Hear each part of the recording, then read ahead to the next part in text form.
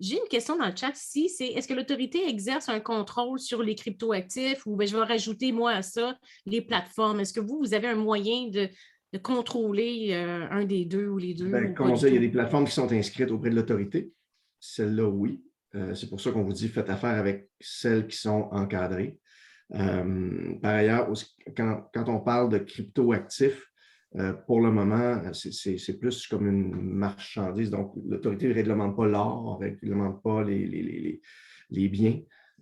Donc, les crypto-actifs, dans la plupart des cas, ou dans plusieurs cas, ce sera considéré comme de la marchandise. Donc, on n'encadrera pas les marchandises en tant que telles. Fait que si quelqu'un est victime d'une fraude en ce qui concerne une plateforme des cryptoactifs sur une plateforme qui n'est pas reconnue, ça c'est clair que l'autorité ne peut pas les aider, donc c'est au risque et péril. Mais si, oui, Ben, non, j'allais dire, dans ce cas-là, il faut aussi nous aviser. Vous êtes victime d'une fraude, avisez-nous parce que nous, on peut aller fouiller aussi puis aller voir ce qui s'est passé, puis faire en sorte que d'autres personnes ne se fassent pas avoir non plus. On va y mettre souvent des avis là, disant faites attention à telle plateforme. C'est vrai pour les plateformes, mais c'est vrai aussi pour d'autres personnes qui peuvent agir frauduleusement là, dans le marché financier. et si la plateforme n'est pas considérée frauduleuse, donc ce n'est pas une qui est bannie sur votre site, est-ce que là, une personne qui malheureusement se fait frauder peut être indemnisée au Ce fond? sera un recours dans les tribunaux communs. Il n'y a pas de fonds d'indemnisation lié aux plateformes. Le fonds d'indemnisation, comme on l'a regardé, on en a parlé tout à l'heure avec Alexandre, c'est Ne vraiment s'applique non, c'est ça, ça ne s'applique pas là, dans ce cas-ci. aux cryptoactifs puis à la Non, non, crypto-monnaie. c'est ça. OK, parfait. Donc, c'est ce qui fait en sorte que c'est encore plus risqué.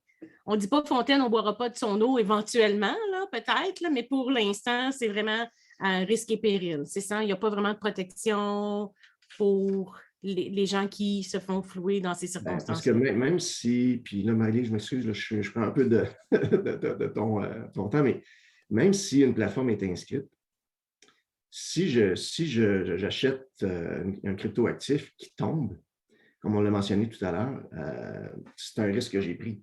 Ce n'est pas nécessairement que la plateforme nous a fraudé.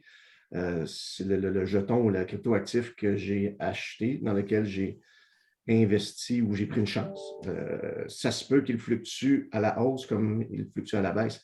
Ce qu'on entend souvent, même j'ai deux enfants, c'est ah, il y en a un qui a acheté pour 100 puis il est rendu à 150 mais ceux qui vont en parler sont ceux qui vont avoir réussi à faire un petit gain, mais ceux qui perdent leurs sous, souvent vont rester plus silencieux.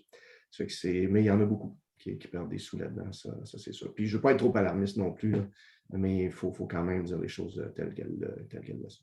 L'objectif, c'est de la prudence, c'est d'informer tout simplement. Ce n'est pas parce que c'est affiché sur les réseaux sociaux et ça a l'air facile que c'est une bonne décision non plus. Là. Fait que c'est juste Pas ça plus. l'objectif.